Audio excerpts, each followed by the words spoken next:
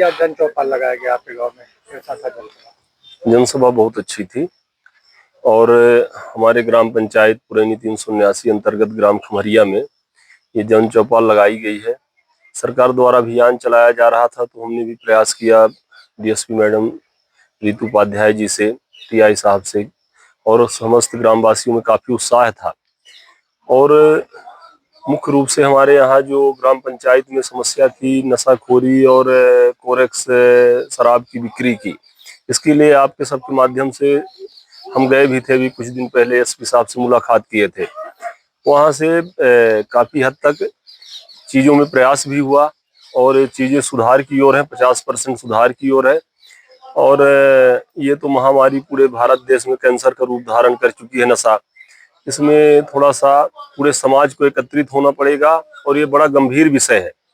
नशा के खिलाफ यदि अपन काम नहीं कर पा रहे हैं, सरकार तो एक तरफ अपना राजस्व इकट्ठा करने के लिए शराब की बिक्री करा रही, उसके ठेके खुल रहे हैं, उसके ठेके में काफी बोलियां बोली जा रही हैं, लेकिन पता नहीं सरकार का कब दृष्टिकोण उस तरफ जाएगा, कब समझ में आएगा कि सारा विकास, सारा जो प्रयास चल रहा सरकार का भारत के उत्थान के लिए, तो ये केवल एक चीज, ये नशा का जो पैकारी और व्यापार गांव-गांव में, घर-घर में फैला है, ये महामारी इतने बड़े कैंसर का रूप धारण कर चुकी है कि ये सब ध्वस्त करके रख देगी।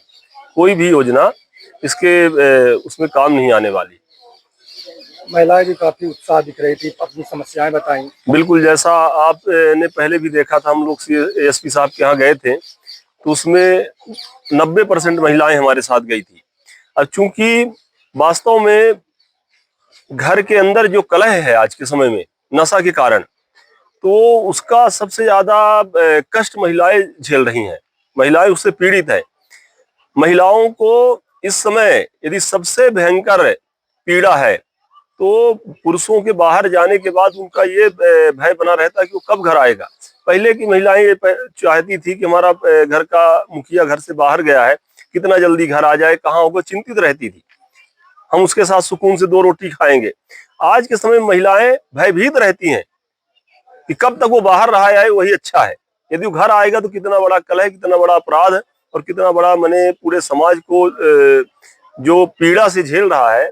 तो महिलाएं जो दर्द समझ रही, उस दर्द के कारण पूरी महिलाएं एक्टिव हैं और वो कहीं ना कहीं सरकार से गुजारिश करके सबके पास जाके हार चुकी, अब स्वतः ही बीड़ा उठाई है इस लड़ाई को लड़ने के लिए। आपके गांव में भी दारू बिकती है, शराब बिकती है? जरूर, हमारे गांव में 10 जगह शराब की पैकारी होती है, कोरेक्स बिकता है, मेडिकल नशा बिकता है, जिसकी जानकारी एसपी साहब को हम आपके माध्यम से भी डायरेक्ट जाकर मिलकर लेटर में स्थान वाइज पूरे पंचायत में कहाँ-कहाँ कौन-कौन बिक्री करता है और कहाँ-कहाँ अपराधियों का जमावड़ा लगता है, ये हमने सारी डिटेल दी थी।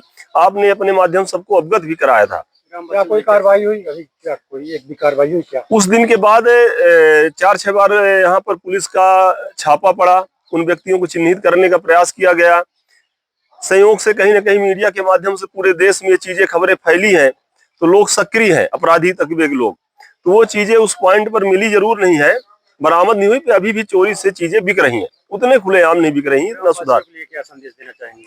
मैं ग्राम वासियों से ये संदेश देना चाहता हूँ कि कोई भी जब महामारी फैलती है, समाज में कैंसर फैलता है, तो किसी न किसी को उसके खिलाफ लड़ने के लिए आगे आना पड़ेगा, किसी न किसी को अपना बलिदान देना पड़ेगा, सामाजिक बलिदान देना पड़ेगा, आर्थिक बलिदान देना पड़ेगा। तो यदि हम भविष्य की, अपने बच्चों की, पोतों की चिंता थोड़ा सा भी करते हैं, तो इसके लिए पूरा समाज को एकत्रित होना पड़ेगा।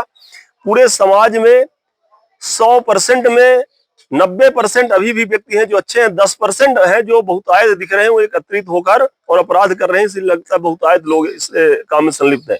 यदि वो 90% लोग इकट्ठा हो जाएं, इस मुहिम को अपने हाथ में ले लें, तो बहुत जल्दी इसमें सुधार आएगा। नाम बता दीजिए। मेरा नाम अभिनिंद्र तिवारी है, मैं ग्राम पंचायत पुरैनी 379 का सरपंच हूँ।